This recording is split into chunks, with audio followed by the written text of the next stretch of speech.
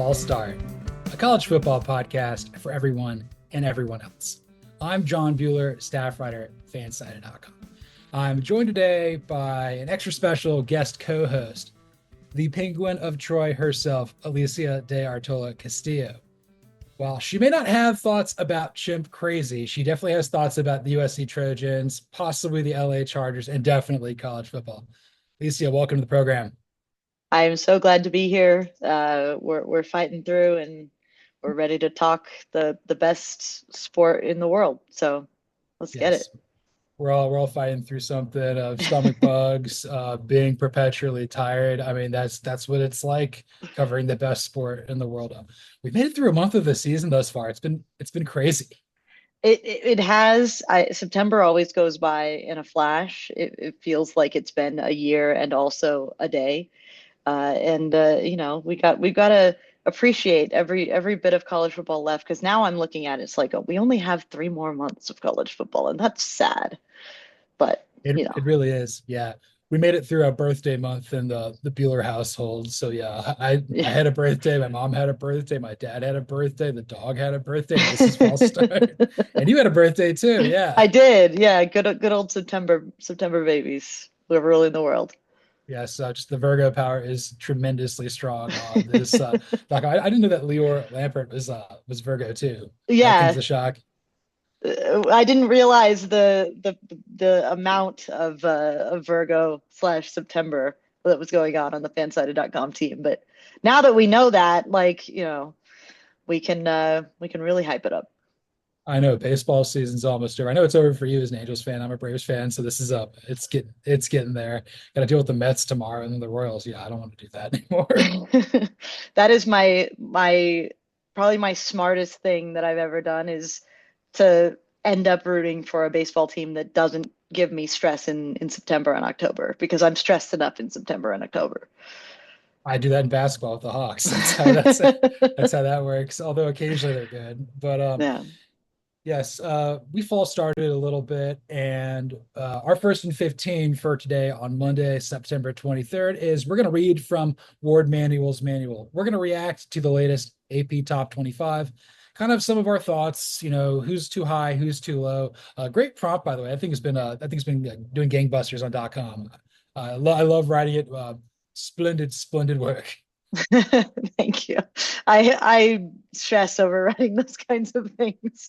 I hate making predictions because I'm a perfectionist who gets really mad at myself if I'm not right about predictions. So, I just, we do what we got to do. Yeah, I know it's like I'm going to be wrong, and I've accepted that. I'm wrong a lot, but I'm right a lot too, but I'm still really Yeah. wrong. Where do you want to start? Is there anything in the top 10 that kind of intrigues you, or is there any team you look at like, that's not right? The top 10 is interesting because I can't argue with it really, but I could flip a bunch of teams. Like, I think that Georgia and Texas has been very impressive. I'm not sure that I personally would have Texas ranked over Georgia purely on the strength of the Michigan win. The Michigan win was very impressive, but what Georgia did to Clemson is also impressive, and I'm not going to hold the Kentucky game against Georgia as much as some voters seem to do, and I'm not going to give Texas as much credit for beating up on some particularly weak teams over the last few weeks. Aside from that Michigan game, I think there's very little to separate those teams in terms of my perception of who's one and two. And then, like, I could certainly argue for Tennessee over Alabama. Tennessee has been one of the more impressive teams this year, but again, what do you know? Because I mean, NC State might be really bad. It's like, I don't know how to judge Tennessee's wins at this point. I could certainly flip Miami and Ole Miss. No offense to Ole Miss, because Ole Miss has destroyed everybody that's in front of them, but we haven't seen them play anybody of substance yet. And Miami with Cam Ward looks like something different. Cam Ward is something special. I mean, I still don't want to buy into Miami because of the Manny Diaz of it all, but like, that team looks very impressive. So the again, the top 10, I don't think there's anything wrong in there. but I think you could certainly reorder it just slightly depending on your own personal preference. I don't know how you feel on that one. I feel like it's the right 10 teams there, but the order's a little bit there. I mean, I'm going to put Texas above Georgia just, to deflate my ego a little bit. I got to go into the Alabama game feeling, not beating my chest too much there. But I think the 4 wins is more than 3, and that kind of probably does it for some AP voters. Not really sold on Oregon yet. I mean, they beat Oregon State pretty badly, but I think Oregon State's pretty limited. Like people keep docking Penn State. I think Penn State's pretty good. I mean, Bowling Green's 1-2, but Bowling Green also challenged Texas A&M. I Yeah. thought that was good. Don't trust Utah at all, even with Zach Wilson's kid brother at quarterback. He's actually kind of good, which is surprising. And we may get another year out of Cam Black Smoke Rising. Utah, the thing about Utah is I trust Utah a lot more with Cam Rising. Hopefully that doesn't become a thing like last year than any of the other Big 12 teams. I just don't trust anybody in the Big 12. So I'm just sort of leaning heavily on, well, I know what Kyle Whittingham is capable of in terms of what he can get out of his team. If they get Cam Rising back, I'm pretty sure they're going to run through the Big 12. But the Cam Rising of it all is, they've done this to us before. So how am I going to actually trust that Cam Rising will be back this year? It's a little nerve-wracking. I think you were the person that basically turned me on to Utah for this season. We had you on during the summer with Cody. Cody's like, "Oh, I'm all out of them. I'm on K-State," and I'm like, "I don't know if Avery Johnson can really throw a football." It turns out, not really. Yeah. But beyond Utah, I'm like, I think Iowa State might be the next best team, and like I'm getting to the point where like I'm convincing myself that okay, maybe BYU is really okay, maybe Colorado's good, okay, maybe UCF's good. I don't like being in that spot. It's a very tough spot to be in. And again, like I think the Iowa State shout is so good because at least with Iowa State, we know Matt Campbell can coach up a team, like at least to reasonable levels. I mean, no one that they've beaten so far is a definitely this is a go-to team, but everybody, no one else in that conference jumps out to me. And I am holding Oklahoma State losing to a Wilson brother heavily, heavily, heavily against them. So maybe I'm a little bit too harsh on that, but Utah should have been there for the taking. In fact, they didn't take them. That says a lot about who is actually going to be able to challenge Utah in that conference. I'll give Cody a lot of credit. He's like, look, Ollie Gordon's not playing really well right now, and Alan Bowman, they're leaning on him, another doctor playing college football right now, and he did some things and he made some mistakes versus Utah, and that's what Utah's defense will do. I know you saw that for years in the Pac-12 going up against them. I wish y'all would play Utah like every year. I miss that rivalry. I am very happy to not have to play Utah ever again. Tough but fair. I Yeah. appreciate that.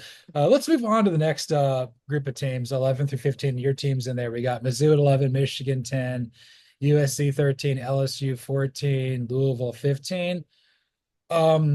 I don't trust Mizzou at all. I think they're kind of fraudulent at this point. I understand that the overlordess of fanside.com, Megan Mel, that's her alma mater and everything like that. But getting pushed around by Boston College and then almost losing to Vanderbilt, two teams I think that are okay and probably decent, but this is not like I'm kind of terrified to see what they're going to do in the better part of SEC play. I guess I have them in. We'll talk about that here shortly, but I don't feel good about them at all. Yeah, I'm 100% with you on Missouri. I think that the only reason to even put them at 11 right now is because you look at their schedule and it is so favorable.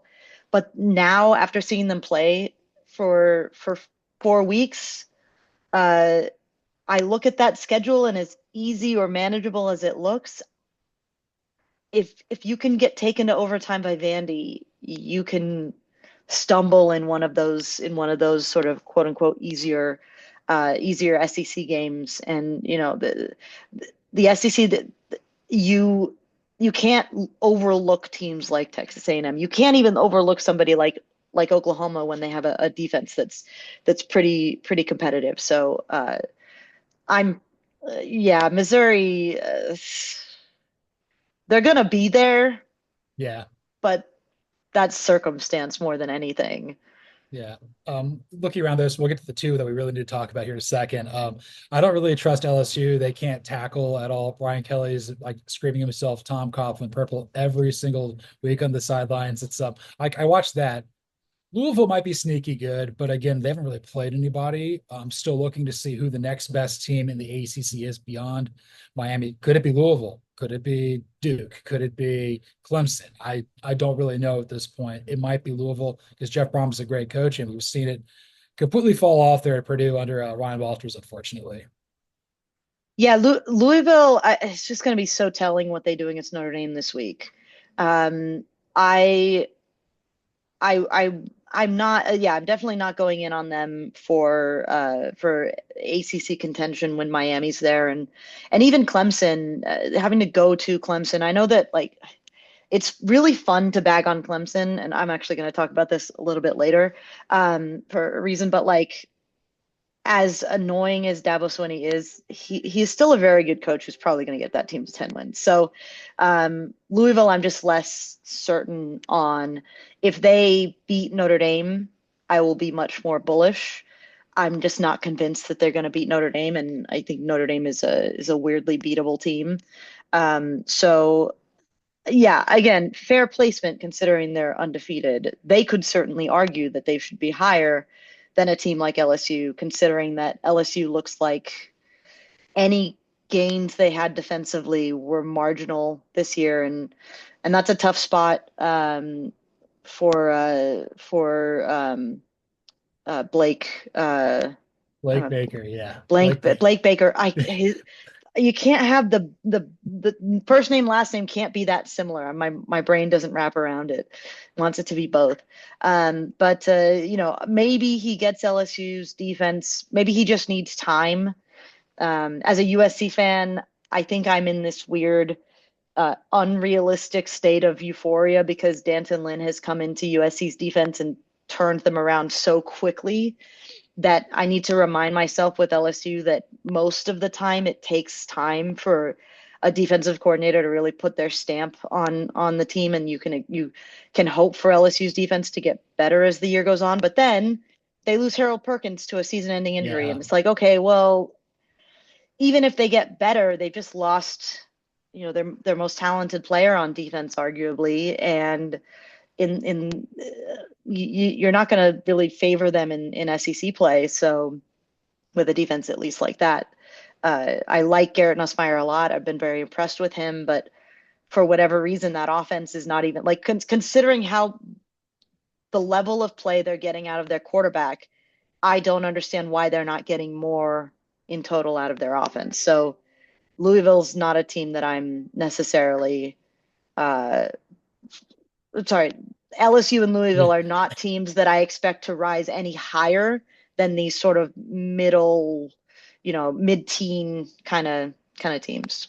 Yeah, they kind of feel like Dylan Gabriel, Oklahoma last year, where it's like, yeah, you're going to be very comfortably 9-3, and that's okay, but that's who you are. Looking across like that middle section there, uh, Riley Leonard's not good. He's just not good, and this offense, it's not working. He went from a first round pick to probably not getting drafted. I think Miller Moss is really good. I think Garrett Nussmeier is really good. They have first round talent, or they're going to be drafted whenever they choose. They'll probably be back for one more year and then go, but like they're playing well. Then let's go to the two teams of the game that you watched with Michigan and USC. There's a lot I like about both of these teams, and there's a lot that I have some concerns. Michigan, I'm glad that they made the change at quarterback because it gives them an identity, but I'm like at not this, glad, but no, it's just like they can't be like a 5-7 team after winning a national championship. Plus, Davis Warren was horrific, and I hated writing and covering about him. USC, these things happen, and I'll say this: I watched a similar game last night in person. I lost. The Atlanta Falcons lost the Chiefs, and I'm like, okay, defending champion. Didn't come away from the loss like feeling like horrible. There's a lot of stuff that I've seen improve with the Falcons across the board. And I've seen a lot of improvements there with the USC defense. It's this is Big Ten football, and I think there's an opportunity for y'all to get better. And I still have y'all very much in the playoff mix. This will knock you back a little bit, but you've got time to grow. And not down to the Trojans at all after what I saw in Ann Arbor. Yeah, I'm the same. I took away a lot of positives from that game. The more I think about it, the more devastated I am that they made a quarterback change because I will go out on that limb and say if Davis Warren was the starting quarterback in this game, USC probably wins it because as much as people want to rag on USC for losing to a team that uh, had 32 passing yards, like Michigan was way better off just running the ball a million times. And I thought USC did a pretty decent job against that attack, but you miss some key tackles, you have two key breakdowns, and yeah, you lose the game. It happens. But for me, Michigan and USC feel very much, I'm with you, fringe playoff teams, depending on whether or not their fatal flaws get in the way two more times as opposed to one more time. And for Michigan, the fatal flaw is obviously they don't have a quarterback who can pass the ball. Alex Orji, I think, is an interesting weapon as a runner, but I don't know how many more times they can run the ball and 50 times and only throw it 5 times and expect to win. I don't know how many more times that will work because you'll run into teams that don't have the one or two breakdowns that USC's defense did and that have better offensive lines that can give opposing, a quarterback time to throw and then you get beat a couple times on offense. So Michigan's a team that I still think is probably on track for 3 losses, and that'll probably put them out. But there is a universe where that defense does save them, and their defensive front is really good, and the Mason Graham is outstanding, and Josiah Stewart is really dangerous off the edge. I don't know what's going on with Will Johnson, and Yeah. that may change a lot of my perception for Michigan going forward, but they have a lot of talent on defense and they have a good defensive coordinator. And I think they're going to be more or less okay. They're not going to fall off a cliff. USC's fatal flaw is that offensive line. Either USC's offensive line is just real bad, or this was just the worst possible matchup for them going up against a defensive front like Michigan's. It's possible that we sort of go one way or the other on that. But USC does have to play Penn State and Notre Dame, two teams with good defensive lines. And if USC doesn't get more out of their offensive line, USC is also in line to be a 3-loss team, with some wiggle room to be a 2-loss team. So I think they're right where they should be. I think this is the absolute correct.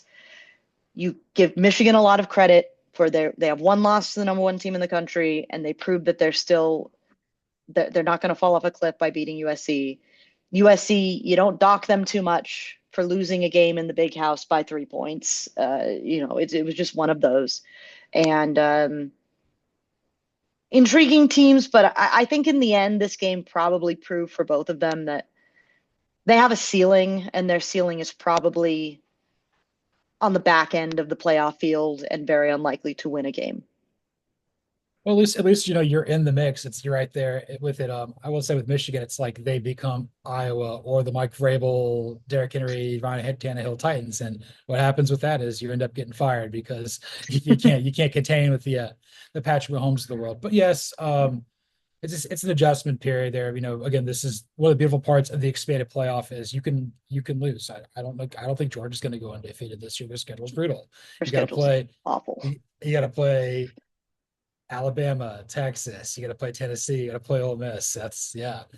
Thank God Auburn sucks. But outside of that, that's great. Any other thoughts with anybody inside the top 10? Just very briefly. I know you think you had something about Clemson, but I like Iowa State, and I think Illinois is dangerous. I think that Illinois knows exactly who they are. Luke Altmaier's playing really well. Really took a lot of wind out of Nebraska's sails there. I had a feeling there was going to be a team from like the middle pack of the Big Ten that was going to emerge, and it's clearly the Illini. That's my final thoughts about the AP Top 25 right now. Yeah, Illinois is now Illinois could have a huge impact on the Big Ten race because the next month for them is either going to completely shake up what we think we know about the Big Ten, or they're just going to sort of fall back into sort of that middle tier. Penn State, Michigan, and Oregon all over the next 4 weeks. At Penn State, at Oregon, suddenly Illinois doesn't look like they're total washes in those games. but that's a rough 4 week slate. Yeah. So they're very, very intriguing. I think they could give some people a game. The question is, can they beat those teams? Right now, I wouldn't bet on that, but I wouldn't also totally write it off. Right there with you. So you got anything else in the top 25? Yeah, I mean, Clemson is just they're just gonna be Davos Winnie Clemson. Yeah. Davos Winnie Clemson has almost become like James Franklin Penn State, where it's like no one's gonna take them that seriously, but also they're gonna win 10 games. Like it's just gonna be a thing. So I okay, the big thing for me, Oklahoma. I think it's weird that Oklahoma dropped 6 spots for losing to a very good Tennessee team. I think it's weird that they dropped that far considering how admirably they did against Tennessee's offense. That Tennessee offense is going to put up a lot of points on a lot of teams. Holding them to 25, that's very impressive to me. I get that Oklahoma's quarterback situation is now an absolute mess. Yeah. Benching Jackson Arnold's not the greatest thing in the world, but Michael Hawkins came in and in what was essentially garbage time, he sort of almost made the game a game. So I don't know that they're like totally out of it. I think Oklahoma's going to be in trouble because of what they have to face in the SEC slate.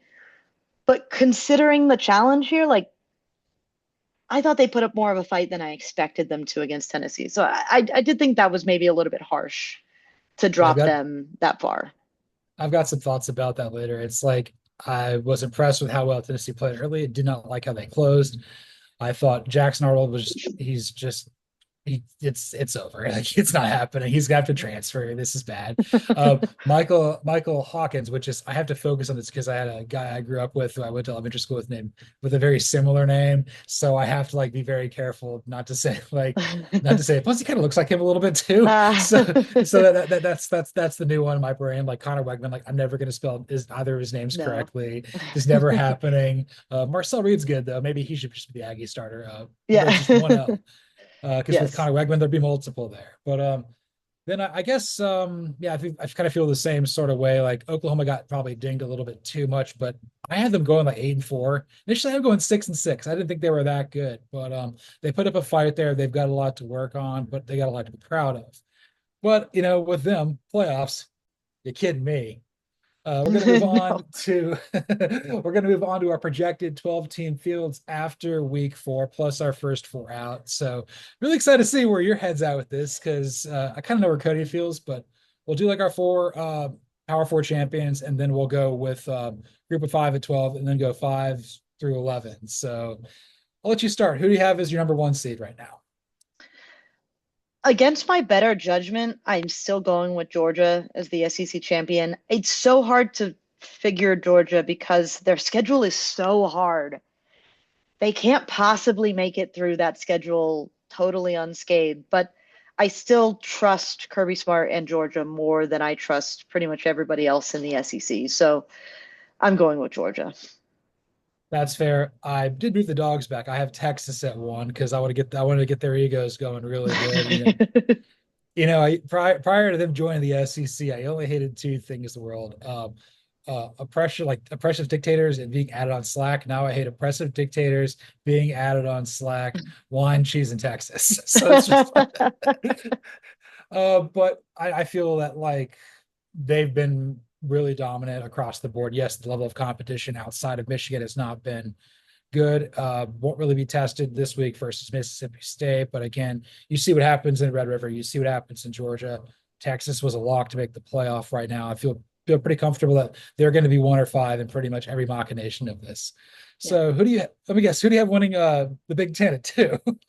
Still got Ohio State. I see no reason to change that. Don't have a good eval on Ohio State yet, but you can only play who's in front of you, and they've looked like Ohio State should look at this point. So, that's the easy pick. You know what? Same. I thought beating Marshall's pretty decent. So that's pretty good. So I'm okay with them at 2 for now. We may have the same team for 3. Who do you have at 3? I got Miami. I like them in the SEC. In the ACC, I don't see too many challengers to them in the ACC. Um, Cam Ward is just looks like he's on another level, and I think he can potentially overcome all of the other Miami-ness that could get in the way. The Mario Cristobal of it all. Yeah. That thing's Cody's Oh, gonna that's love right. this. I said Manny It's Diaz earlier, Mario Cristobal. It's again, that's M names. abs. Yeah, that's what happens. Cody's gonna love this. So you basically said Dabo Swinney is like James Franklin is like Mark Rick, so that's a driving academy, 10-2. Yeah. You could tape Mario's hands to the tire or to the steering wheel, and Miami's gonna go 10-2 at least. Shannon Dawson might be a future head coach out there. I think he's doing a great job as an Yeah. SC. Right now, I think Miami, with a combination of Cam Moore, Damian Martinez, and Xavier Restrepo, nobody in the ACC can really match that. They're light years better than everybody else in that league right now, but we'll see. So I have them at 3 as Yeah. well. So I guess we're probably 4. We're probably going to both go with Utah at 4.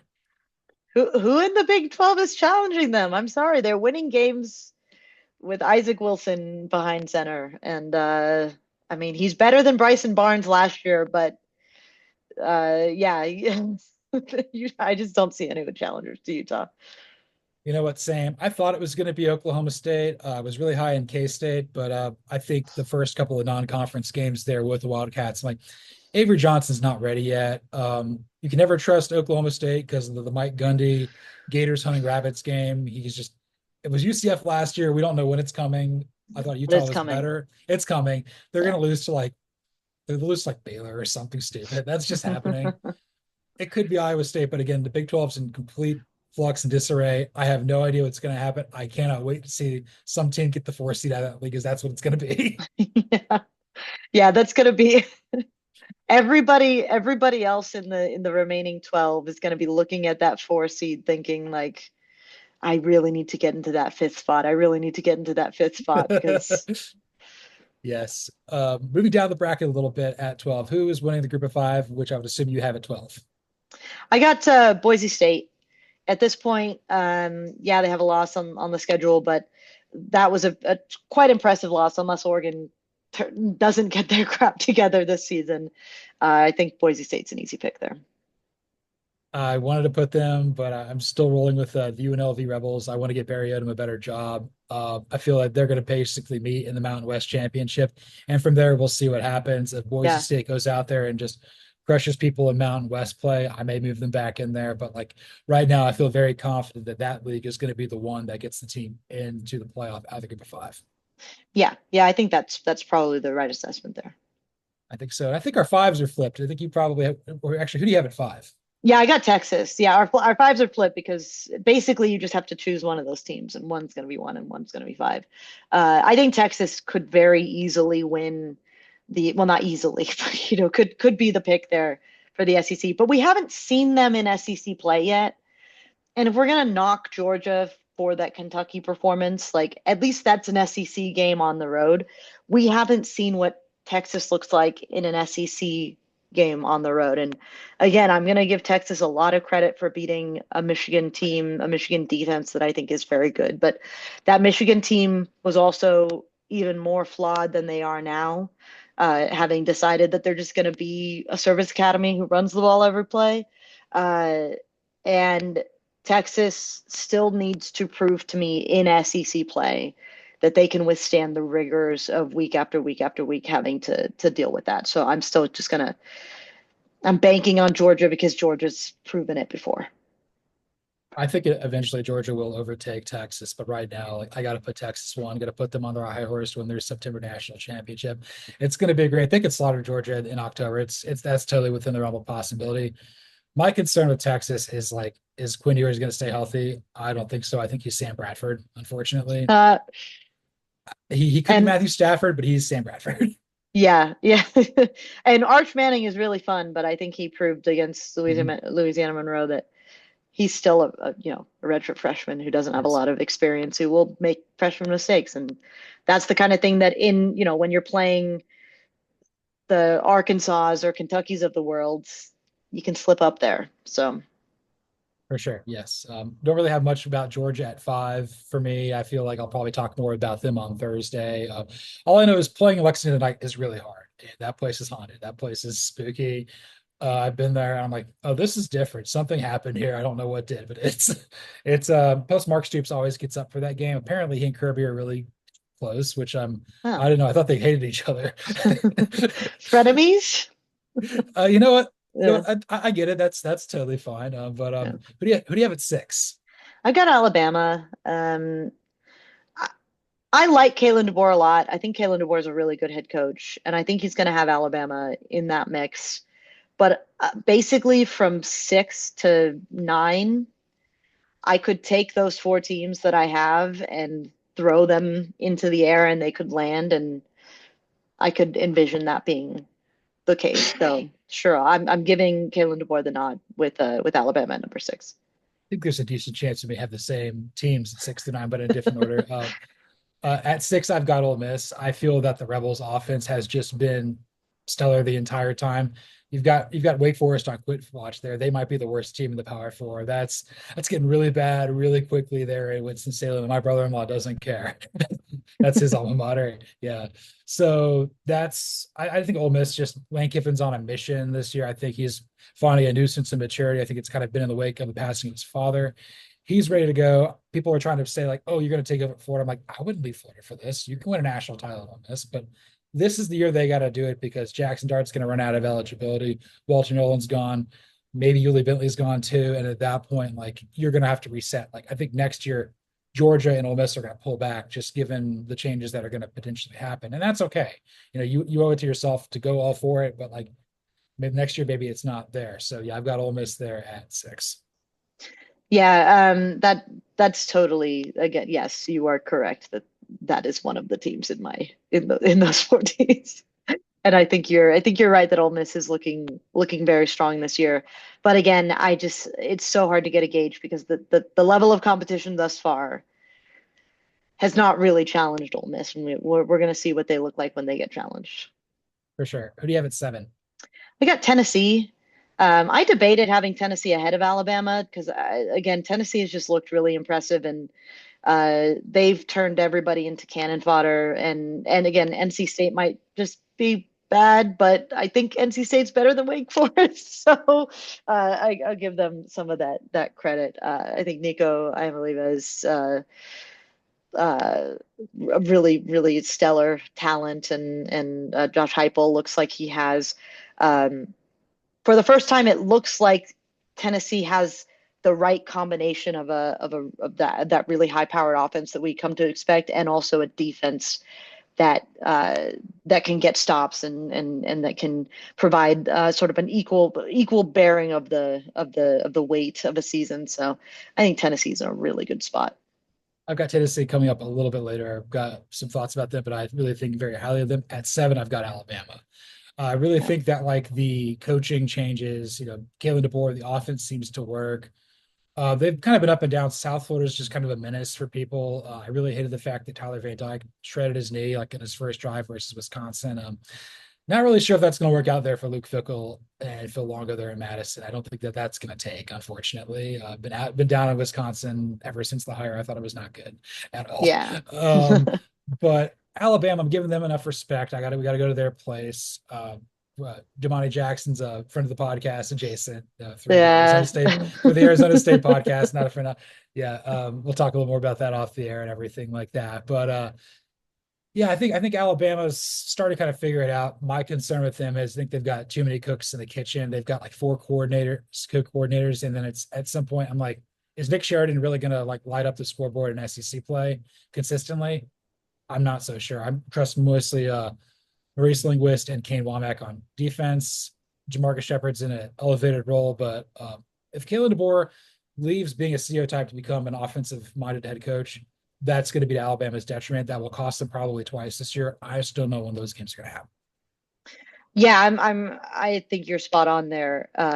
I wish I could buy into Alabama more, but like you said, like there's a lot of reason to be just skeptical about the level of this team. I'm quite confident that they're going to be a top 10 team through the season, but am very skeptical they will look like a top 5 team at any point in the season. Yeah, they gotta play Georgia. They gotta play Tennessee. I think they play somebody else too, significant too. Their schedule's a little not as challenging as Georgia's, but it's up there. They gotta play Mizzou. That's another tough Yeah. game too. So they got other ones on there. Who do you have at 8? I am going with Penn State there. Uh, because again, James Franklin is simply going to go 10-2. And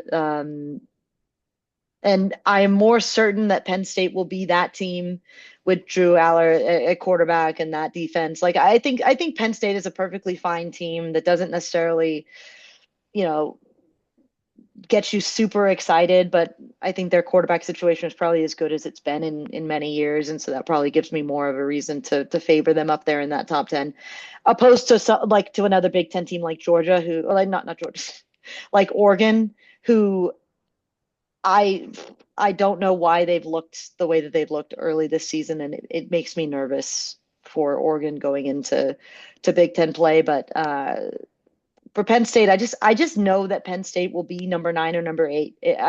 They won't be anything other than number 9 or number 8. For sure. Yeah, I feel like we're just one off on all of these Yeah. for the most part. I've got them coming up as well here, but we've got some good thoughts about Penn State as well. I feel like they're kind of what I thought Oregon would be. So I feel that like Penn State's very comfortably again 8 or 9. But at 8 this week, I've got Tennessee. Mhm. Watching the game again, I had to change my like completely idea for the show. I'm like, oh, Tennessee's national championship contender because of this defense, and I'm like, they did let Oklahoma back in. Have a little concerns about Nico. I feel he was really just careless with the football there, and again, that's against middle of the pack SEC team, I think there in Oklahoma, albeit at their place. But like Nico's immensely talented. I have no question about what he can do. Their defense is great there in Knoxville. Josh Heupel's offense, we know what it can do in college. It does not translate to the NFL at all because the receivers don't know how to run routes. But Nico could win the Heisman next year. I don't think he's going to do it this year right now, but like he could be Tennessee's first Heisman winner. I very comfortably feel Tennessee is a playoff team right now, but like 4-0 is really good, but I could poke some holes in it right now. That's kind of how I feel about Tennessee. Yeah, I'm with you. And their schedule sets up for being easily like a playoff team, but I don't know that I'd pick them against Alabama or Georgia yet. So they're going to be easily a playoff team, but like a 2-loss SEC playoff team, which I think there will be a lot of those. Maybe a 1-loss, but not an SEC champion. So um, I'm with you, definitely there. Yeah, I had them going at like 11-1. Also, watch out for Arkansas. That could be sneaky here. Moving on to 9. I think you said 9 is Ole Miss. 9 is Ole Miss, and 9 is Penn State for me. So Yeah, we so did we have did just flip them. yeah. Yeah. Yeah, Ole Miss, I really have been impressed with Ole Miss just taking care of business so far, but that's all they've had to do. I love me some Lane Kiffin, but I still am slightly skeptical about Ole Miss being a true contender in the SEC. They're another team that I just feel like will win a lot of games because they're a good team and also because their schedule, the SEC schedules this year. I hate that I basically am looking at potentially 5 or 6 SEC teams in the playoff. And it's really hard to talk yourself out of that because nobody really plays more than one team that I'm certain they'll lose to. So Ole Miss, yeah, they got to on the road to LSU, but I don't trust LSU, and they got to play Oklahoma, and maybe that defense does something a little bit tricky, and they figure out their quarterback better. They're going to host Georgia, so I think there's a world where they shock the world and roll through this and look really really good through the season. But I'm not going to go out on that limb until Lane Kiffin shows me that his team can be up to the challenge in all of those games, because that's a rough stretch for them, those 3 games and a road trip to Arkansas before the Georgia game, which is a tricky game to get out of. I'm not quite sold on Ole Miss being focused enough throughout the whole season to get through this without 1 or 2 issues. Never change, Lane. Never change. But I'm going to go out there and say this on limb. I've got a really good Ole Miss thought here. So they have the easiest schedule in the SEC. Like you got to play Yeah. Georgia, and if you beat LSU, you're pretty much golden. I did not initially have them in the playoff because I thought that those two losses were too punitive because the schedule is too But weak. yeah, But I don't really trust LSU at all at this point. They have to go 11-1 to get in because I don't think 10-2 is going to get in. And if they get 10-2, they can't lose to LSU. That's yeah, that's my big thing. I think the other thing is like we eventually got to be like, okay, Ole Miss is actually like good. We have to understand like their schedule's not great. They got to play what they can play. That's kind of how I'm feeling. And I guess if I answer unpack Penn State, I think they just got more talent than other people. I can name 7 people on their team pretty easily, both players and coordinators. So they got King of the Broccoli cut there at Drew Aller at quarterback. He was born for this. He's in his bag. He's in his bag right now. Um, I think it's all about like Tom Allen and the defense like fitting in perfectly. I think Andy Koltnecki is going to be a head coach next year. Look at how terrible Kansas looks without him. yeah. Woof. Whoa, buddy. That might be the worst team in the Big 12. In a Big 12 that's very Uh, questionable. Yeah. yeah, welcome back to where you belong, Kansas. So, Yeah. 10. This is going to get interesting. Who do you have at 10? I've got Oregon. I think Oregon is suffering from us only having the 3 game sort of sample size that we have from them so far. The Idaho performance made no sense. Boise State, I mean, we could look back on that and say, Boise State's the G5 playoff representative. So like, is it really that bad that they maybe had some trouble with Boise State? They shouldn't have had that much trouble with them, but whatever. So like we could in a couple of weeks time, by the time they get ready to play Ohio State, we could be feeling a lot better about Oregon, and you could be start making the argument for Oregon to be up uh, sort of in that mix of teams that we talked about before. You just throw them up in the air and they come down in whatever order. But there's something about this Oregon team that Dylan Gabriel doesn't seem very comfortable on that offense. That defense, which was so good last year, I think the players that they lost, maybe they were just more essential than I thought they were. The offensive line has been shaky, and there's been injury issues for them. But at the same time, I associate Oregon with offensive line depth and offensive line capability, and it is weird to me how much of a weak spot that's been for them. So I of all the teams I have in my playoff field right now, I think Oregon is uh, most likely to be significantly higher in a few weeks. But I don't know because so far they have not looked anywhere Yeah, near where they need to look. I've got them at 10 as well. I think the fact is like Dylan Gabriel's just not as good as Bo Nix. I think we can just accept that at this point. He can only throw to his left. Small, undersized, probably a third round pick as opposed to a first rounder like Bo Nix was coming out. The big thing with Oregon for me is like I don't know why, but it feels like Dan Lanning's kind of losing a grip on the team a little bit. Like when Dan Lanning's out there, I feel like it was like one of those like really tough Mike Bellotti teams when we were growing up. Now he's kind of gotten a little bit more finesse of kind of what you see with Chip Kelly and with Mark Helfrich after that. And I feel like you're gonna win a lot of games with that. But with this point with Oregon, I'm like, they may just be one and done in the playoff at this point. And again, you're absolutely right. This is a program that could be much higher than 10. I mean, they could be 2. Like it's they could be 1. Like they could be much higher than 10 in the next time we do this or potentially later on. But like right now, I don't really trust them, but I'm okay with them being at 10 right now. They host Ohio State, and Autzen a difficult place to play. And if they win that game, we're having a very different conversation about Oregon. But I'm with you about Dan Lanning. It's he impressed me greatly over the first 2 years. I think there was a little bit of a concern that Oregon got handled by Washington. Kalen DeBoer basically had Lanning's number, and that's not surprising considering Kalen DeBoer is an extremely accomplished and long-running, successful head coach with a ton of experience. And my knock on Dan Lanning coming into taking over that Oregon job was just extremely inexperienced, not very young, very raw. Definitely has the features that you want in a head coach, but we might be seeing some growing pains from him for the first time. And my worry for Oregon is that they have been a very heavy transfer portal team.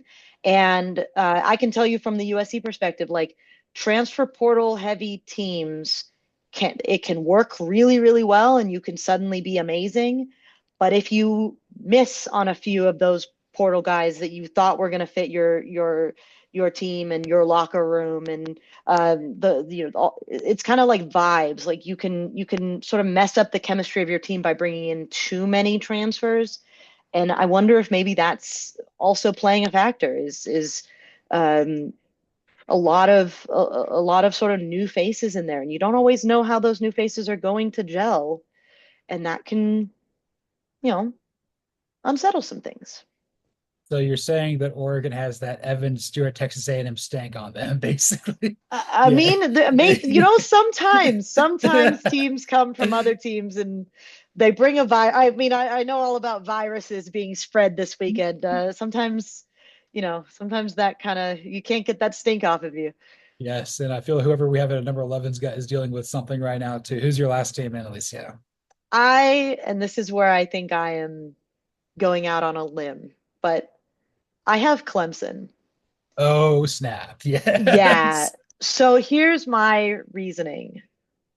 Again, Dabo has allowed himself to get behind the times and put his program in a position where they are simply not going to contend for national titles because he doesn't do what you need to do to have your team at that level. But you look at this schedule. Short of Louisville being really, really good, they should be undefeated the rest of the way, and they should go into the ACC title game, presumably against Miami. And you can even lose that ACC title game against Miami, and you have the two best losses in the country because you've lost to Georgia, who I think will be the SEC champion, and you've lost to Miami, who will be the ACC champion. And those are your only two losses. Now, will the playoff committee dock them for having such an easy schedule? I think that's entirely possible. But at the same time, like, I think that the teams that will be in and around the number 11 spot that we're looking at, I think there will be so many teams in there that are flawed in a million different ways that having those two great losses, I think probably override some of the other shakiness that will be present in the rest of the sort of last four out. Part of this is also because I think the last four out are significantly more likely to end up with 3 losses each. And that basically puts Clemson in, because at this point, if they aren't a 10-win team, 11-win team, then something has gone extremely wrong. And I mean, it's Clemson, so maybe that happens, but I'm going out on that limb. I don't see any losses until they get to the ACC title game. You're a bolder person than me. I have Clemson as one of my first 4 out. Don't trust Katie Klubnik at all. Guy has zero dog in him at all whatsoever. But I will say though, like, you bring up a good point. Like, if they can win, they can go 8-0 in ACC play.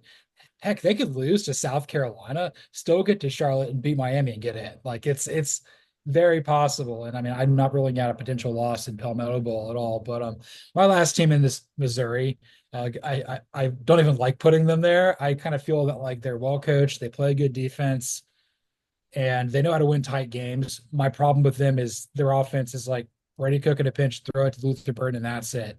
And you do that, like, you're going to lose multiple SEC games. Right now, I'll give them credit for winning, for beating BC, beating a Vanderbilt team that I think's going to push for a bowl game. They're competitive, yeah. But right now, I don't really trust them at all. Just to speed things up, who's your first 4 out? Just anything. Who do you have for your first 4 out? I've got Missouri, USC, Notre Dame, and BYU.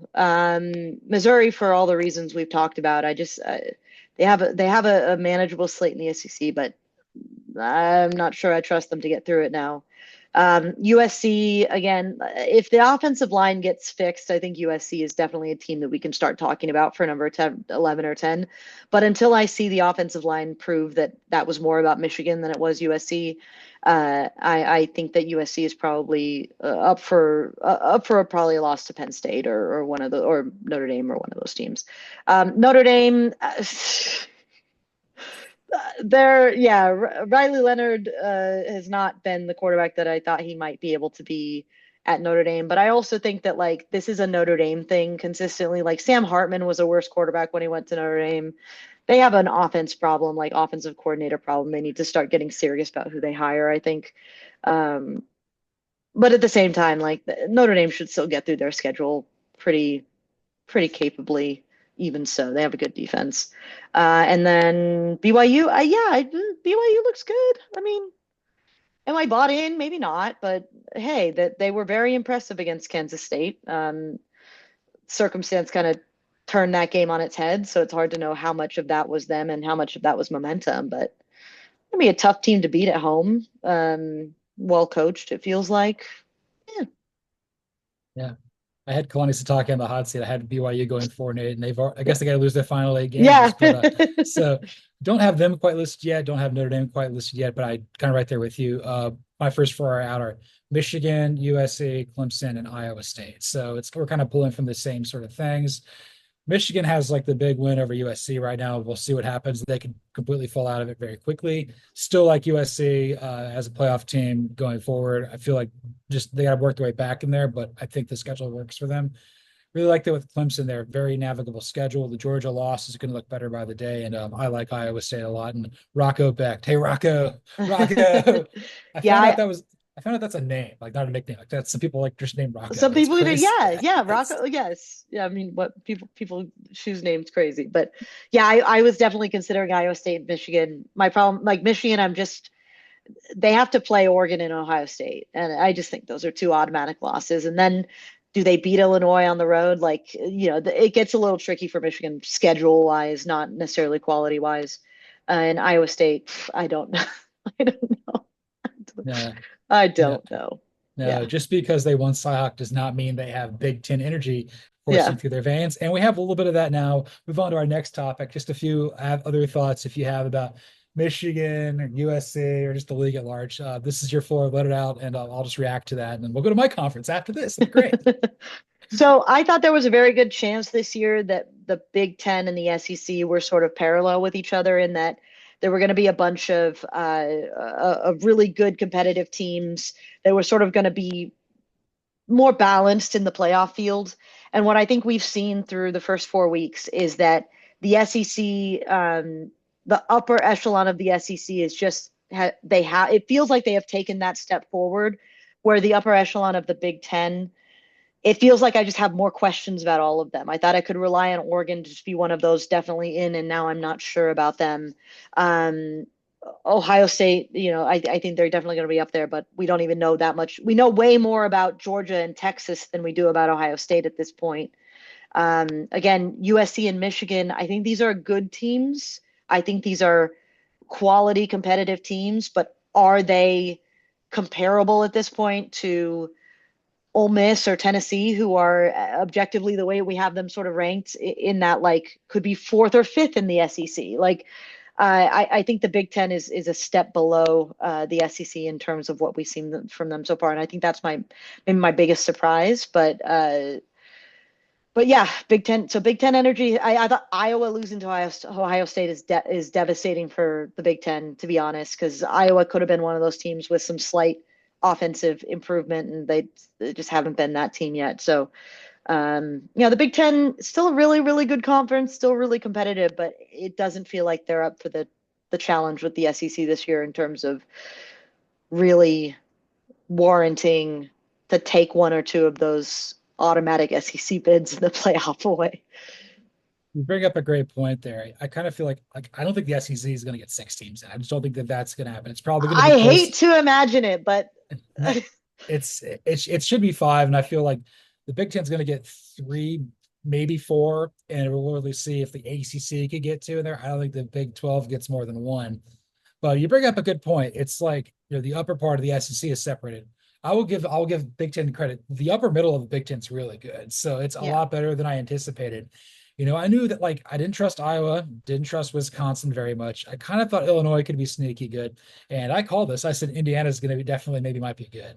They have an offense now. It's amazing Yeah. with Kurt Signetti and Tom Allen. Like, they didn't have hands like when he was there. They just ran. They put the ball in like their face mask and run. That was their offense, and they're good. Michigan State's going to be feisty there towards the end. Hmm. Maryland always puts up a lot of points before they turtle up and everything. UCLA might be hellacious ass. They probably are going to be really bad this year. Purdue's terrible, and but outside of that, I mean, I think that, like, the Rutgers of the world look decent. Well, Northwestern Nebraska Mhm. looks good. I think there's a lot of teams. I think you're right. The middle of the Big Ten is going to be challenging, and that's probably the Big Ten may have gotten some of that Pac-12 stink on them because the problem for the Pac-12 was always that it cannibalized itself, and I think the Big Ten might be in danger of those solid middle teams cannibalizing some of the upper echelon teams that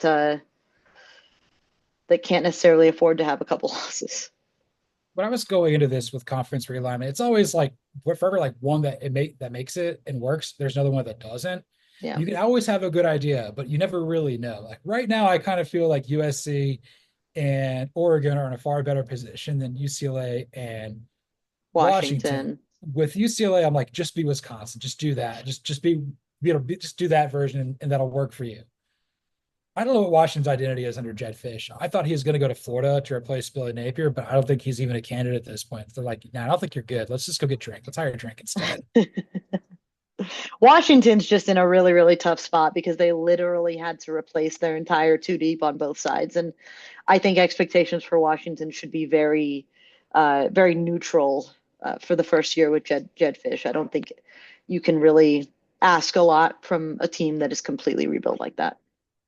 Is there any like thought with them just running through ADs like Larry King did, just wives? Like there's Troy Dannon, like there's Dannon in someone's fridge longer than Troy Dannon was in Seattle. But like Pat Chun going over there, oh my gosh, I didn't even realize that they lost Apple. He lost Apple Cup and switched sides in Yes. Seattle. That's so bad. But yeah, Washington perplexes me. Washington State might actually be good. I don't know if they can make the playoff because they're not really in a conference right now. Sorry, Yeah. Cougs. But any other thoughts about the Big Ten before we move on to the SEC? Anything else you want to get out there? Just last little thing, you want to jab Michigan a little bit, or somebody else just let out some frustration? You have the floor. You have the floor. I'm going to pat myself on the back because Dylan Raiola's brother, Dayton, committed to Nebraska. And my response to that on Twitter was, I hope he doesn't plan to do a Jackson Mahomes cosplay. And I think that might be the funniest tweet I read all year. Dylan Raiola, the Patrick Mahomes you have at home.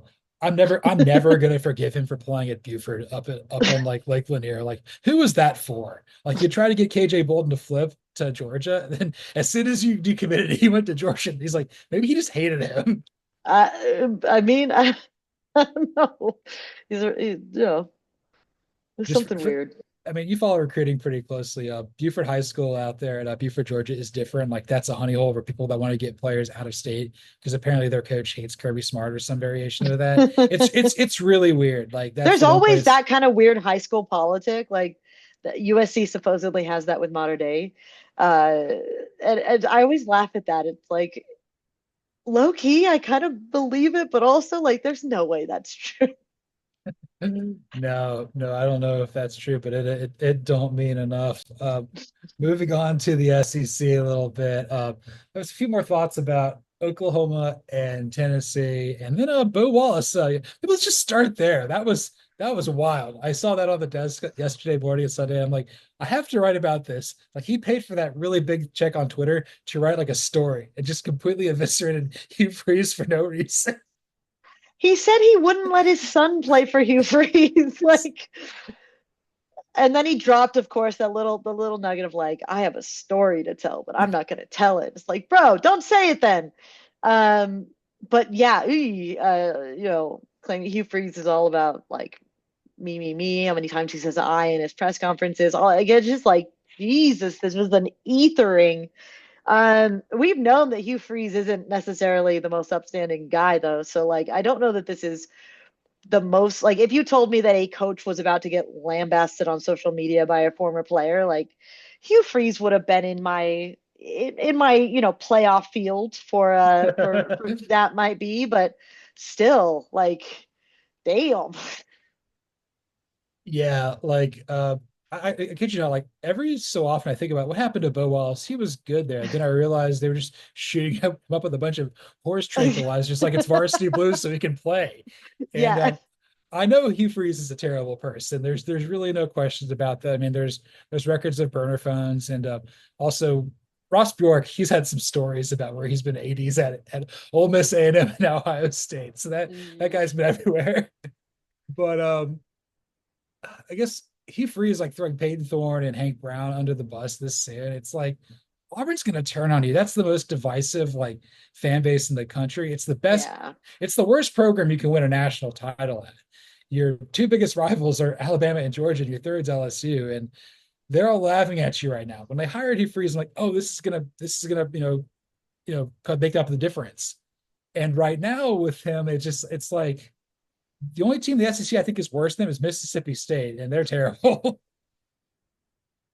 Yeah, when you're probably worse than Vandy, and that's no slight on Vandy, but like So, when Auburn is worse than Vandy, that's a big problem. Losing to I think Justin Wilcox is doing a miracle working with Cal, and I hope somebody takes him out of his misery and actually gives him a program that he can maybe do something at because he's, punching way above his weight. But losing to Cal is uh, losing to Cal at home, by the way, is should be a fireable offense, in my opinion. I don't know what they thought. Like anyone who thought Hugh Freeze coming was going to be the savior of Auburn was just kidding themselves. Like this was inevitable. I don't think uh, I don't know what Auburn thought they were going to achieve with this.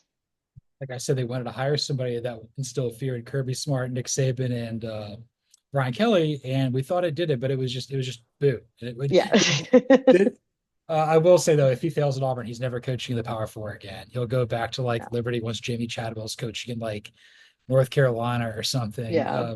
Cody's doing cartwheels in the streets over that idea right now. And I mean, I was going to say, speaking of teams wearing that wearing need the a new head Yellowstone coach. shirt. Wearing the Yellowstone shirt, and I've never even been there.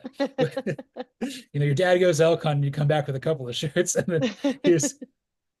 But I guess like the other thing I have about like the SEC beyond even just the Auburn of it all is like there's I'm kind of surprised at how well Arkansas and South Carolina have been hanging on a little bit. I thought those teams were like as cooked as like Florida, and that's not the case. Apparently, I think I didn't have Sam Pittman or Shane Beamer on the hot seat this week, which is kind of astounding to me. I think again it shows like the coordinators matter, and they're not really X's and O's guys. They're more people. But I love to talk more than you and I on this podcast. Yeah, that's a good comparison. Um, yeah, I think that there are teams in the SEC that I didn't necessarily think would be potential banana skins for some of the upper tier teams, and suddenly, yeah, the South Carolinas and the Arkansas of the world look like I don't know, maybe Ole Miss, can't take that lightly. Uh, maybe Tennessee runs into an issue with those. It really depends on whether or not they're up for those games, though. Like sometimes these SEC, sometimes those tier of teams, it feels like they play good, relatively good football for many weeks, and then they face up with one of the better teams, and it's like they are pretty sure they lost before they walked in the door, and there's some sort of like intimidation factor for a few of them. So hopefully that's not the case for those, so that they make this interesting for us. But yeah, you Yeah. never know. Usually when you group people in with a group of Vanderbilt, it's not a good thing. But I would say Arkansas, South Carolina, and Vanderbilt, like you're right there. It's the banana skin game. Like they're Yeah. going to get somebody. We saw Vanderbilt almost beat Missouri. Arkansas could upset Tennessee. We have no idea. Like South Carolina, they could prevent Clemson from getting to the playoff potentially with a bad non-conference loss, or maybe not bad, but like a less than stellar one. So yeah. Yeah. So Well, and maybe the even I mean, go like ahead. Kentucky almost got Georgia. Like there's going to Hmm. be almost got, and then eventually one of those upset bids is going to take. And the further into the season we get, the more likely those upset bids are going to take because teams start getting beat up and injuries happen and focus gets turned elsewhere. And, I think it's I going to be think fun. I feel that the SEC is going to get 5 teams in the playoff, but the Big Ten is going to get four, four, four. Yes, we're doing some 4 for 4 here. This is going to be fun. Done absolutely about no prep in this. This is like Tony Romo level prep here. This is going to be great. Alicia and I are going to basically go through a handful of Power Four head coaches and say what Harry Potter house they belong into. Before we start, I'm going to say I'm a Slytherin with Gryffindor tendencies. I turned evil after I turned 30. That's basically what happened to me. And I'm very much a Hufflepuff with Ravenclaw sort of undertones. That's perfect. I So we're love that. representing everything here. We've got everything covered. We'll go ACC, Big Ten, Big 12, SEC. Just whenever anybody that is intriguing that we're gonna be the sorting hat. We're gonna be a Godric Gryffindor's hat. That Musteel thing. Yes. So when we discussed off air in the ACC, Dave Clawson is just 100% Ravenclaw. That's very obvious. The slow mesh. Been trying to just something weird up there in Ravenclaw Tower. That's Dave Clawson. Experimenting.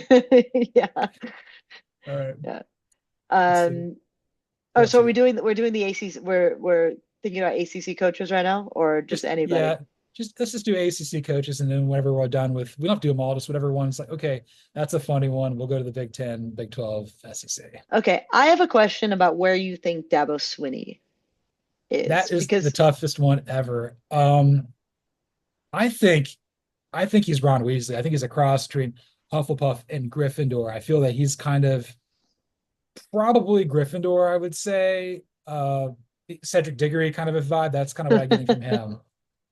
I like that. I decided to put him in Hufflepuff specifically because one of the traits of Hufflepuffs is loyalty, and Dabo Swinney is bizarrely loyal to his ways and to his players and not using the transfer portal to replace them. So yeah, I'll give Dabo Hufflepuff.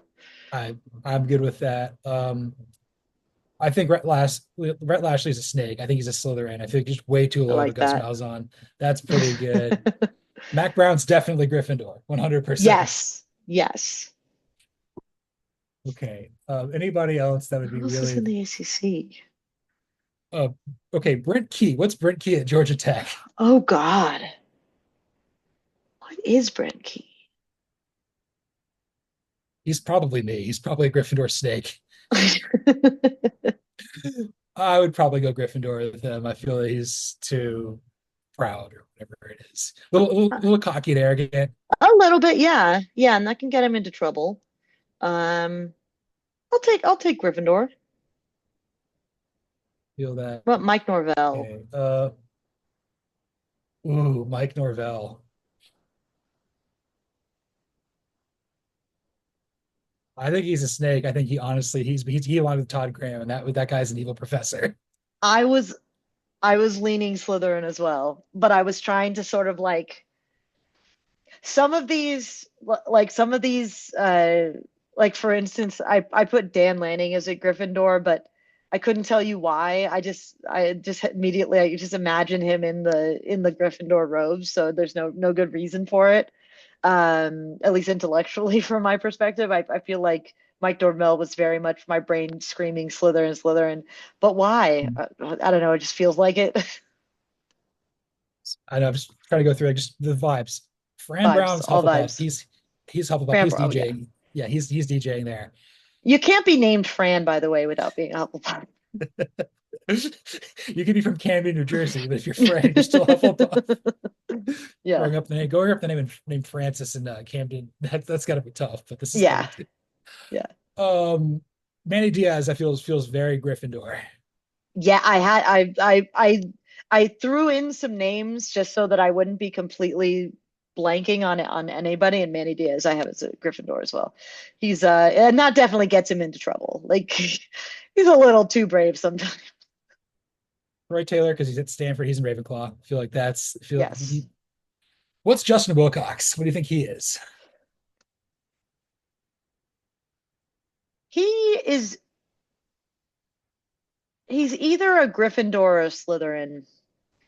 A Slytherin because he must be extremely cunning to get what he gets out of Cal, but also a Gryffindor because I would have run screaming from that situation years ago. So like he's got some courageous energy. I don't know. He's Harry Potter. That's basically what he Yeah, is. he's Harry Potter. Yeah, He's they faithful to the Bay. The Bay is not faithful to him. they put the hat on him and it said Slytherin. He was like, no, no, don't put me in Slytherin. Put me in Gryffindor. I love that. You got any others for the ACC before going to the Big Ten? Nah, I don't. I think I'm good on the ACC. I'm done with that. Big Ten. Okay. I got Lincoln Riley in Ravenclaw. I think he's like Lincoln Riley is just like an offensive genius, but he's probably a little bit too got his head in the books a little bit too much and doesn't do the CEOing, head coaching stuff that could get him over the top. So I got him Ravenclaw. Yeah, I'm like, I don't think he's a snake. I think he's Ravenclaw. I think he's a Brainiac there. Yeah. That's good. James Franklin, definitely a snake. Yes. Yes. James Franklin, Slytherin. Definitely see that. Um, Ryan Day. He feels pretty Gryffindor to I me. was thinking Gryffindor too, but again, like I think it's partly because I can't put him in any other house.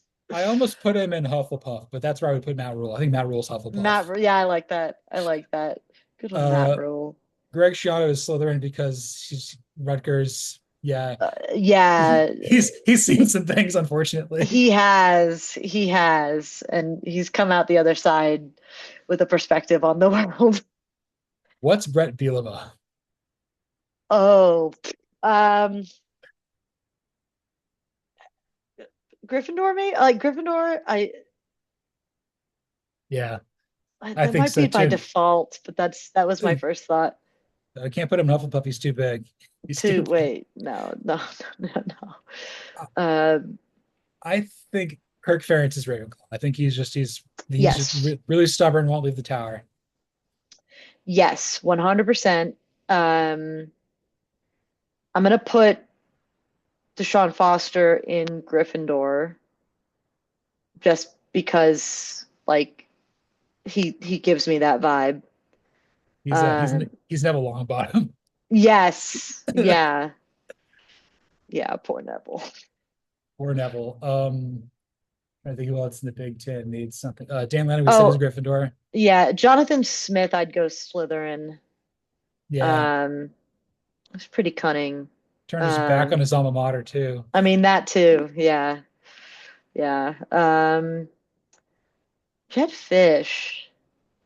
I don't know where to put Jed Fish. I think he's just going to join the vibes there at Hufflepuff. I think he's a Maybe, Hufflepuff guy. yeah, Yeah, yeah, yeah, yeah. I could kind of see that. I can kind of see that. Um, Sharon Moore for lack, like he gives me Hufflepuff vibes. But I don't know if that's the right house to put him in. But that's the first thing I thought was okay. Sharon Moore. Well, it's like what house is Jim Harbaugh in, and then that's where he is. Yeah, yeah. And Jim Harbaugh is in Slytherin, by the way. Okay, yes. So maybe Sharon Moore's in Slytherin too. Yeah. Maybe he's just tagging along. It's like I guess you really want to be here. Yeah. Anybody else for the Big Ten? We feel like we need to touch on. Maybe one more if you got it. Hmm.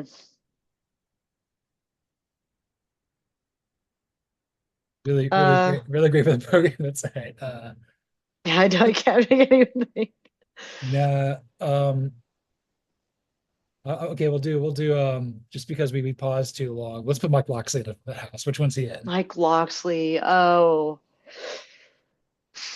Okay, so this is completely, I wish I had a better reasoning, but when I hear the name Locksley, I think of Robin of Locksley, which takes me to Gryffindor, and I can't get it out of my head. So that's completely irrelevant to the conversation. But He's Hermione Granger. He's either Gryffindor or Ravenclaw. That's what he is. I okay, I love it. like it. I like Ravenclaw All there. right. Yeah. Big 12. Deion Sanders. Go. Oh God.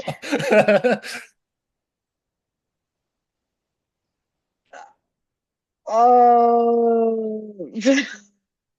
Dion, the hat gets put on Dion, and the hat tells him what he is, and Dion says, "No, I'm not. I am Dion. I'm Dion. I'm Prime House," and he creates House Prime, and then sits at his own table to the side as like a singular table. Like Dion would not allow himself to get sorted into any of these houses.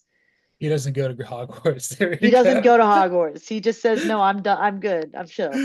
I was gonna go Gryffindor, but yeah, that's better.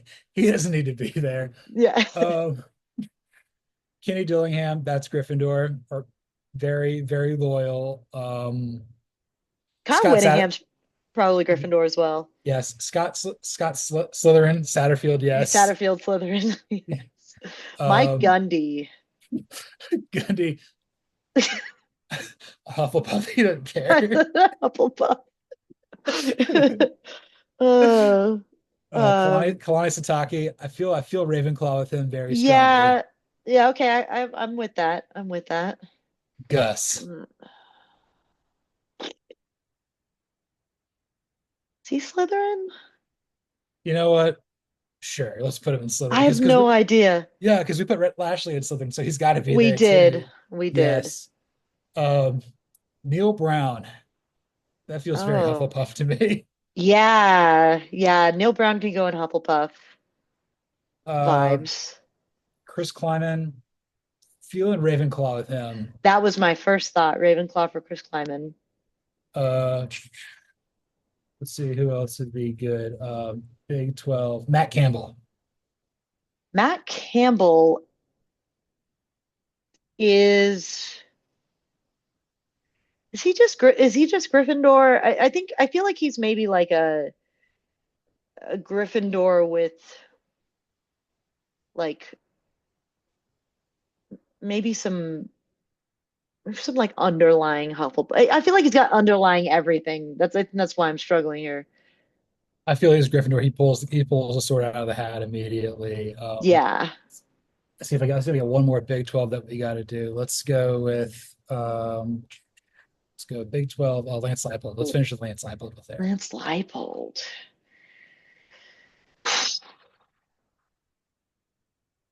My head is saying Ravenclaw, but Yeah, that's where I was going to. yeah. We're we're in sync here. We're putting these people in the Yeah. right houses. This is great. Finally, let's go to All the S. vibes. Yes, let's go. Finally, let's go to the SEC. Kirby is so unbelievably Gryffindor. It's ridiculous. Yes, like he does that thing where like the hat is only barely about to touch and then Gryffindor. And the same Uh thing for Hugh Freeze with Slytherin. It just explodes. yes, yes, yes, yes, yes, yes.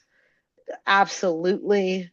Um I think Brian Kelly's probably Ravenclaw. Kalen DeBoer. I'm kind of feeling Hufflepuff. He's kind of got some Cedric Diggory vibes to him. He's A little yeah, a little bit. Yeah. Yeah, Lane. he's Lane is Slytherin to a T. Like Lane is 1,000,000% Slytherin. That's okay. Like that look. I mean, you don't love Lane as much as me for obvious reasons, Oh but no, I all is forgiven with Lane Kiffin. All is forgiven. He's one of the best things in college football. yes. Mark Stoops, kind of Gryffindor. I I was at feel. Gryffindor, yeah. Yeah. All right. Who were we missing? Brent Oh, Venable. Billy Brent Venables is it might be Gryffindor. I could make an argument for Ravenclaw. He seems like a little bit of technician. Yeah, I think Ravenclaw for him. Billy Napier, where were you leaning with him? He Oh, has Billy Napier. Billy Napier gets expelled before he gets sorted. he's Hagrid. He's living in the I hut. don't know what else to do with Billy Napier. Clark Lee is Ravenclaw. Yes, yes. Um, let's see who else we need to get. Why am I forgetting who the head coach of Texas A&M is right now? Oh, Mike Elko. Mike Elko. And I don't want to just default to Gryffindor, but I feel like I keep defaulting to Gryffindor. That's easy. It's very SEC. Just don't have to think too much. Just put him in Gryffindor. That's Yeah. just how that works. Josh Heupel kind of feels Slytherin to He me. he is a Slytherin who could have also been sorted into Ravenclaw, but he chose Mhm. Slytherin because it gave him better like connections to Yeah. the power brokers. But he Yes. He likes to read, but he loves power more than that. yes, yes. Oh, and let's finish this segment up. Let's finish with Sark. Where is Sark going?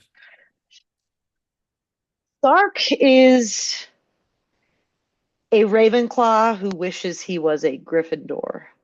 He's Luna Lovegood. There we go. Yes. So he's Yeah. over there. He's over there wearing like crazy glasses and the onion earrings and At stuff. his core, Sark is a nerd. Sark is a nerd who like tries to put on that he's like cooler than a nerd, but when it comes down to it, like he's deep in the books. I feel that, but that's the whole point of books, though. You're supposed to get smarter, but the less I know, the better. We're gonna finish this show up here with some Tame Impala here. I don't know if I told you this off of air, but so my girlfriend, the Arizona State podcast, she was running like a music club at college, and these ladies listen to this song. Oh, who's this? It's like, oh, Tame Impala, and they wrote it down as Tammy and Paula. That's Phoenix for you. Just it doesn't matter. I feel that so deeply because Yeah. sometimes I feel like my ears don't work, and there's so many things that people say, and I like clock them in my head as like, what is that? And then later on, I go, oh wait, no, they were saying this group of words that I didn't put together. It's Tame Impala, it's Lou Ferrigno, it's Remadunze, and this is False Start. That's how that is. So we're going to finish up the show here with, through the first month of the season, we're each going to say the biggest thing we got right through 4 weeks, the biggest thing we learned, and the one thing we're going to keep getting. So what were you the most right about through the first 4 weeks of the season, Alicia? I think I was most right about Miller Moss being a functioning quarterback. Um, I think so many of the other things that I thought would happen this season, like the jury is still out. Um, but yeah, I think I got the Miller Moss thing pretty right. I think that's great. Yeah, I was high on him. Excuse me. I thought I was high on him heading into the season as well. I'm like, okay, USC is gonna have a really good year. I really like what he showed at the Holiday Bowl, and all things are looking up here for sure. I was So also right. I was also right about just staying on USC. I was also very right about my skepticism about USC's offensive line, unfortunately. So, eesh, yeah.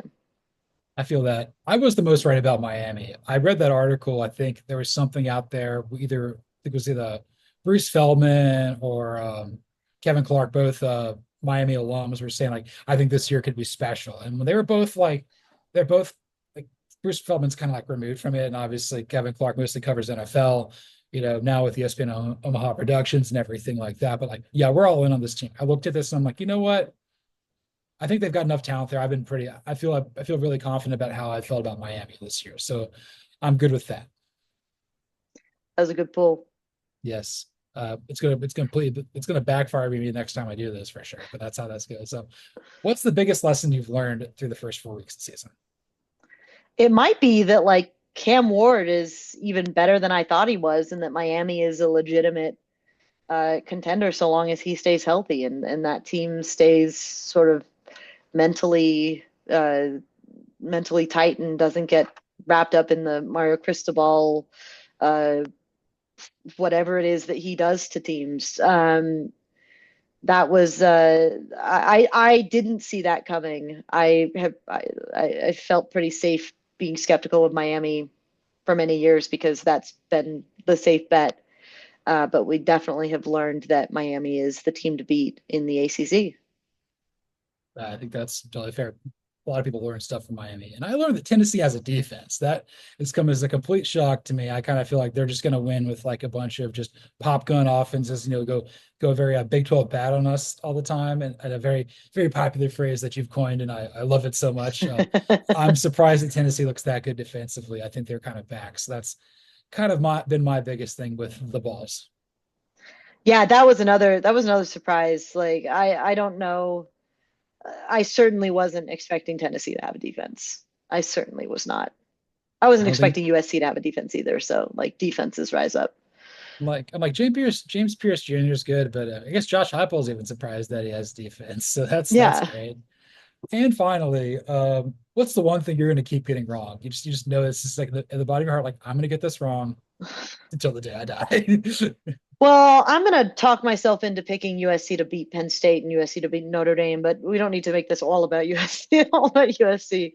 Um, I think I'm going to keep doubting I don't know, like a lot of teams I doubt though, that's the problem. Um Maybe instead I'm going to keep doubting Colorado, and maybe Colorado's going to win a lot more games than I expect them to because Travis Hunter and Shedeur Sanders are actually like annoyingly good. Um, I'm going to keep buying into Stanford being fun and Cal being fun, even though I know where that is going. Yeah, those are good stuff. I'm going to keep buying into Cal. Stanford, I'm surprised they Yeah. beat Syracuse. That was fun. Syracuse is also fun. So I love that Colorado one. I'm right there with you. I'm going to keep swaying out every Georgia game, no matter who they play, and I'm going to pick them to win every game that they play in, just because that's just who I am and that's what I'm Yeah. about. I can't emotionally hedge this. Like I can't be here on Thursday. It's like they're going to lose to Alabama. They may get smoked, but I'm still going to pick them. And I'm going to keep getting Kirk Ferentz wrong. I've been completely wrong about the situation there. I don't. It's like I thought that like the AD didn't take, but they did promote Geth Betts, and she fired his son, and he's still there. Uh, It's absolutely wild. that is such a good one too because it's I don't understand. It truly boggles the mind that Kirk Ferentz is still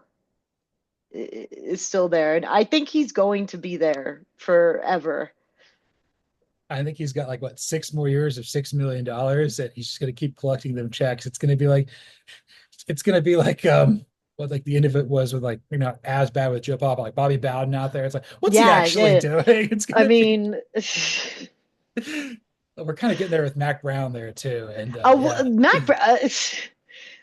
Mac Brown needs to just hang him up, man. Like you're not I it. mean, he hired the biggest buffoon in college football, and Jeff Collins, to be his DC, and that didn't work at all. Like he makes Butch Jones look like a well put together human being. Yeah, Jeff Collins was begging to get hired by anybody over the offseason too. So his agent was doing work. I know Temple hasn't been the same since he left, and neither has he. This was episode 111, the 111st episode of False Start. You can follow me, John Buhler, on Twitter or the X at Buhler118. You can follow Alicia de Artola Castillo at the Penguin of Troy. Follow the show at CFB False Start. Like, rate, listen, subscribe, review on Apple, Spotify, YouTube, anywhere there's podcasts. Please read all of our work and all of our colleagues' work on fanside.com. We got some new people coming on to our staff today. One today and two on Wednesday. So welcome. And if you love college football, that would be wonderful. If not, we're going to show you the way. Yeah, we'll indoctrinate some people. We good. For sure. And also be sure to listen to Alicia and her husband, Michael Castillo, on Rand of Troy. with their podcast, and they guys put up amazing numbers there. It's a great podcast. Everybody in the USC family loves it, or they know about you. Either one. Yeah. Yeah, we had a therapy session on Saturday. It's always a fun one to watch. Therapy is not the worst thing in the world. Hey, everybody should be going to therapy, whether it's sports therapy or real therapy. You can learn something about yourself all the time, Yes. anytime. And this is false start.